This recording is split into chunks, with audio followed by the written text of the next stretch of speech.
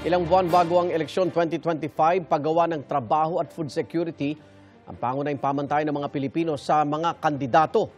Base sa survey, hindi pa nalalayurian ang sagot ng mga kababayan natin na tinanong ang GMA Integrated News. May unang balita si Bea Pinlang.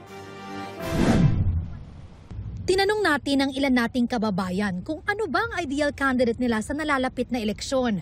Ang kanilang sagot, yung may isang salita and then tumutupad sa mga pangako. Yung tapat, tsaka kailangan transparent po sa atin. Makikita mo talagang totoo yung sinasabi. Yung competent, kailangan yung if ever na may issues po tayo dito sa bansa natin, is i-address po talaga nila. Sari-sari ang mga problema ng bansa. Ang ilan, dati ng hamon sa mga leader.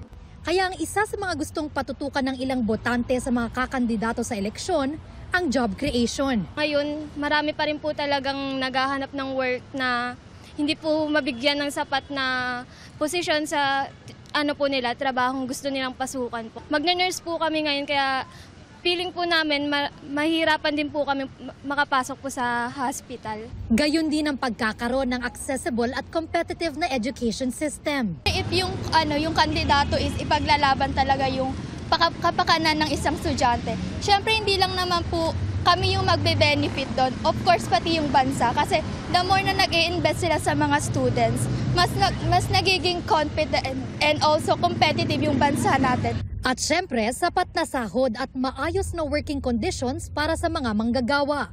Pagtaas ng sahod sa mga minimum wage dahil tumataas yung mga bilihin pero hindi sahod. Bilang breadwinner, sana ipaglaban tayo na magkaroon ng lower tax, yung mga ganun pong bagay na parang makakapagpa-unlide sa mga workers po natin. Tugma ang ilan dyan sa resulta ng Social Weather Station Survey noong January 17 to 20, kung saan 94% daw ng mga Pilipino ay boto sa mga kandidatong tututukan ng job creation, agriculture development at food security. Mas magandang healthcare system naman ang hanap ng 93% ng mga Pilipino at 92% naman ang pabor sa kandidatong isusulong ang equal access sa education, karapatan ng mga manggagawa at welfare ng mga OFW.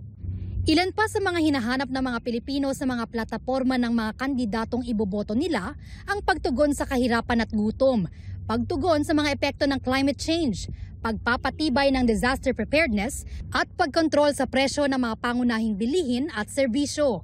Ang survey ay may 1,800 respondents at may plus-2 margin of error.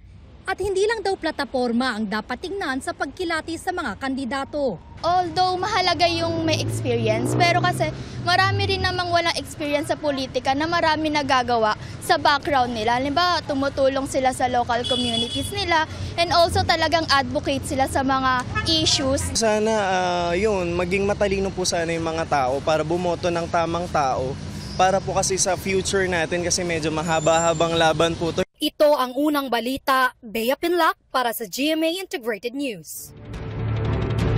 Igan, mauna ka sa mga balita, mag-subscribe na sa GMA Integrated News sa YouTube para sa iba't ibang ulat sa ating bansa.